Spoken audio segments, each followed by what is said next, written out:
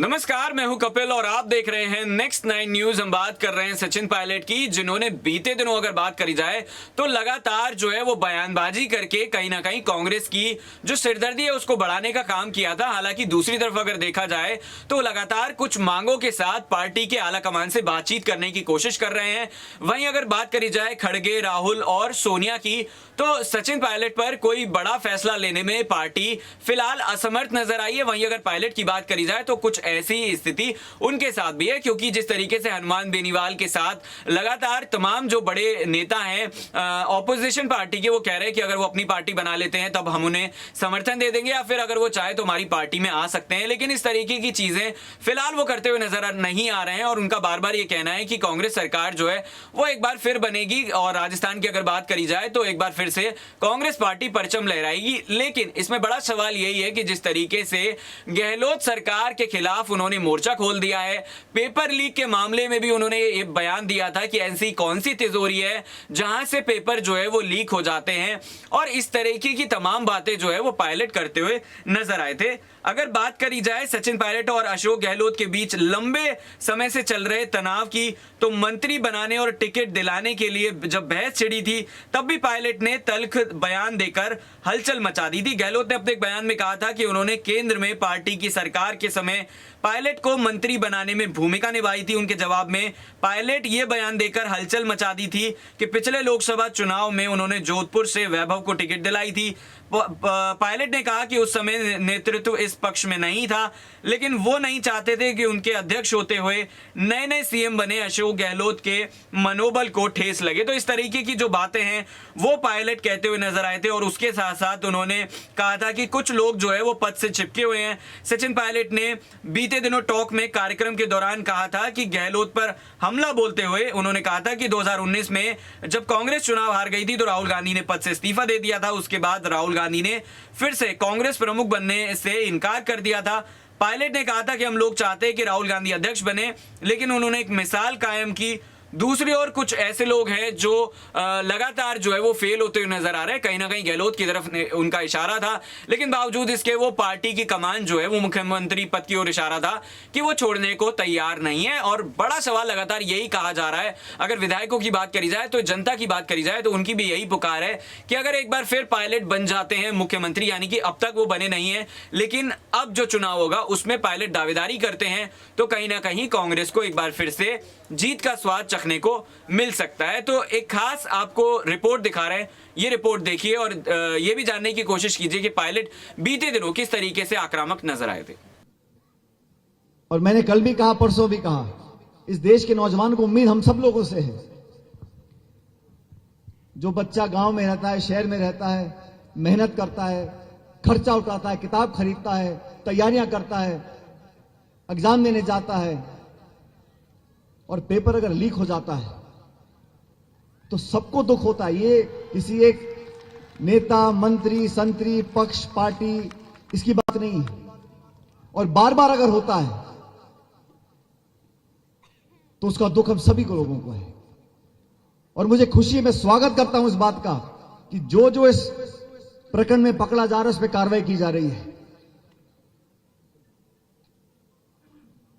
लेकिन इतना बड़ा हादसा अगर होता है, लगातार होता है, तो जिम्मेदारी तो तय करनी पड़ेगी। अब ये कहा जा रहा है कि कोई अधिकारी, कोई नेता इसमें लिप्त नहीं था। तो भाई जो एग्जाम की कॉपी होती है वो तिजोरी बंद होती है, वो तिजोरी में बंद होके बाहर बच्चों तक पहुंच गई, ये तो जादूगरी हो गई। भाई ऐसे कैसे हो सकता है? ऐसा संभव नहीं है। कोई ना कोई तो जिम्मेदार होगा और जांच चल रही। मुझे खुशी, मैं स्वागत करता हूं इस जांच का और मैं विश्वास दिलाता हूं हमारी पार्टी ने, चाहे राहुल गांधी जी हो, सोनिया गांधी जी हो, हमने नौजवानों के लिए हमेशा मदद तक काम करने का काम किया है। साथियों, मैं 26 साल का था 2004 में। सोनिया गांधी जी ने मुझे लोकसभा का टिकट दिया और आपके आशीर्वाद से उस समय सिर्फ स्वर्गीय ओला साहब, मैं, डॉक्टर करण सिंह यादव साहब अलवर से और नमो नारायण मीणा जी माधोपुर से, हम 4 लोग लोकसभा चुनाव जीत कर आए थे। राहुल गांधी जी ने जो बीड़ा उठा रखा है 3200 किलोमीटर कोई आदमी चल रहा है, रोज 25-30 किलोमीटर चलना, ठंड में, धूप में, बारिश में, गर्मी में, वो किसके लिए चल रहे हैं?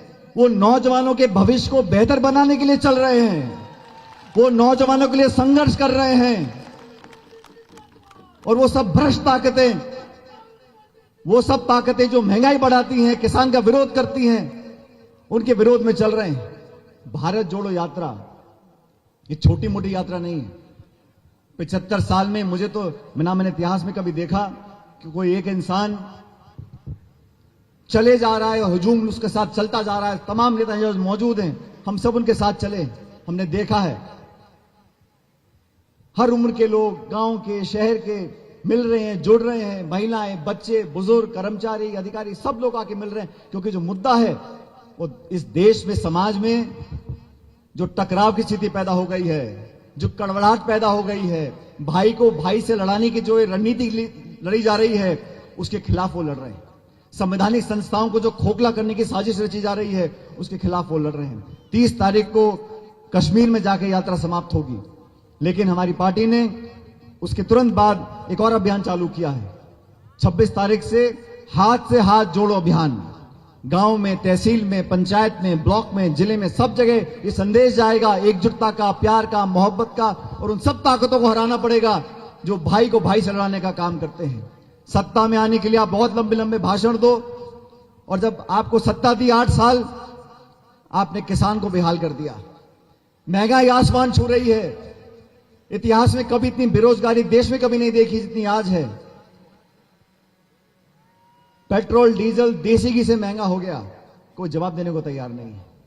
तो देखा आपने कि किस तरीके से सचिन पायलट जो है वो लगातार आक्रामक जो है उन्होंने रुख अख्तियार किया हुआ था, और कहीं ना कहीं आने वाला जो चुनाव है 2024 का जो चुनाव होगा, वो लोकसभा चुनाव होगा, 2023 का विधानसभा चुनाव होगा, और दोनों के बीच में काफी अंतर कम रहने वाला है। यानी अगर समय की बात करी जाए तो ये काफी नजदीक रहेगा। लेकिन फिर वही बड़ा सवाल उठता है कि क्या गहलोत और अगर बात करी जाए पायलट के बीच जिस तरीके से लड़ाई चल रही है, अगर मल्लिकार्जुन खड़गे की बात करी जाए तो वो राष्ट्रीय अध्यक्ष के तौर पर जरूर बने हुए हैं, लेकिन फिलहाल कोई बड़ा फैसला लेने में वो असमर्थ नजर आ रहे हैं। तो क्या वो एक बड़ा फैसला ले पाएंगे? या फिर अगर सोनिया की बात करी जाए, राहुल की बात करी जाए, तो तमाम ऐसे नेता हैं जिन्हें किसी पद और कद की जरूरत नहीं है, और वो अगर इस मुद्दे पर बड़ा फैसला लेते हैं तो कहीं ना कहीं पार्टी का वो फ्यूचर राजस्थान में तय कर सकता है। क्योंकि चुनाव में अगर हार होती है तो 5 सालों के लिए सत्ता से कांग्रेस कहीं ना कहीं चली जाएगी।